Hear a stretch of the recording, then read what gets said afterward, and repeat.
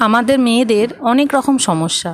আমরা এক এক সময় এমন এমন কালারের জামা কিনি যে যার ম্যাচিং করা চুড়ি পাওয়া খুব মুশকিল। তো আজকে সেই সমস্যার সমাধানের জন্য আমার এই ভিডিওটা। আজকে আমি প্রিন্টেড কাপড় দিয়ে, বিভিন্ন কালারের কাপড় দিয়ে একটা চুড়ির সেট বানাবো, যেটা আপনি সব রকমের জামার সাথে পরতে পারবেন।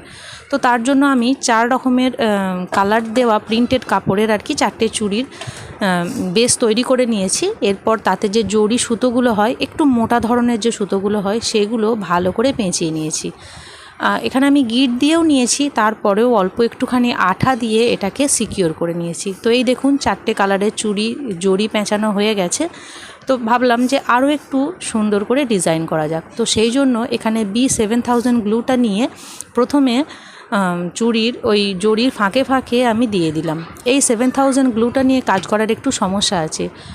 আঠা দেওয়ার সাথে সাথেই যদি আপনি মানে কোনো কিছু চিপকাতে যান, তাহলে কিন্তু সমস্যা হবে। তো সেই জন্য 10 সেকেন্ড ওয়েট করতে হয়। এই জন্য আমি প্রথমে পুরো চুড়িটাতে গাম লাগিয়ে নিলাম, তারপরে একটু ফাঁক ফাঁক দিয়ে আমি একটা করে চুমকি বসিয়ে নিয়েছি। তো এই হলো ফাইনাল লুক। কেমন হয়েছে কমেন্ট করে জানাতে কিন্তু ভুলবেন না। ভালো লাগলে ফলো করবেন।